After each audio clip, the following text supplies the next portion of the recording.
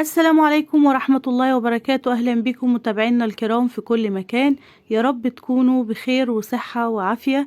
النهاردة هنعمل مع بعض البطاطا المشوية، ومن غير ما تتحرق القشرة مننا في البطاطا أو طعمها يمرر، بالعكس احنا إن شاء الله هنخليها تكرمل معانا ويبقى طعمها زي السكر.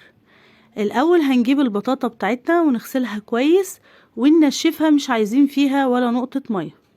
البطاطا المشوية مش بيبقى كويس ان هي يبقى فيها المية واحنا بنشويها. وهنجيب صاج او صينية ونرص البطاطا بتاعتنا في الصينية بتاعتنا. واحنا بنرص البطاطا كده احنا مشغلين الفرن بتاعنا على اعلى درجة حرارة في الفرن. بعد ما نرص البطاطا بتاعتنا بالشكل ده هناخدها ونحطها في الفرن، لكن درجة الحرارة العالية هننزلها ونخليها درجة الحرارة 170 زي درجة حرارة الكيكة بالظبط. هناخد الصينية بتاعتنا ونحطها في الفرن وهنسيبها لمدة 10 دقايق. أول 10 دقايق مش هنلمس الصينية بتاعتنا ولا البطاطا بتاعتنا. وبعد مرور ال10 دقايق هنطلع الصينية بتاعتنا ونقعد نقلب البطاطا، وكل فترة نطلع الصينية بتاعتنا ونقلب البطاطا على كل جهة شوية علشان نخلي البطاطا بتاعتنا تكرمل زي ما انتم شايفين كده. ولو احتاج الامر وحسيتوا ان في بعض البطاطا بتستوي قبل التانية، انقلوا البطاطا مكان بعضها، يعني خدوا كل واحدة مكان التانية وغيروا اماكنهم في الصينية، يا اما كل شوية لفوا الصينية جوه الفرن. بس الافضل ان احنا ننقل كل واحدة بطاطا مكان التانية ونفضل نتابعها كده لغاية ما تستوي معانا وخلاص تبقى جاهزة معانا. بنطلعها بقى اول ما نحس ان البطاطا كلها استوت ما فيهاش ولا جزء ني، بنفتح بقى البطاطا كده مع بعض. هوريكم هي دايبة قد ايه وناعمة والقشرة ما اتحرقتش ولا قشرة.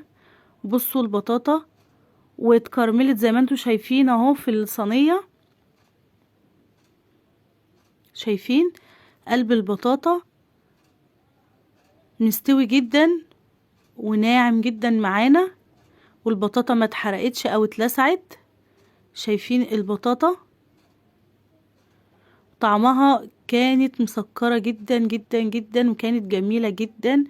اشووا البطاطا على نار هادية مش على نار عالية، ما تحطيهاش على صاج الفرن او على صاج الشواية.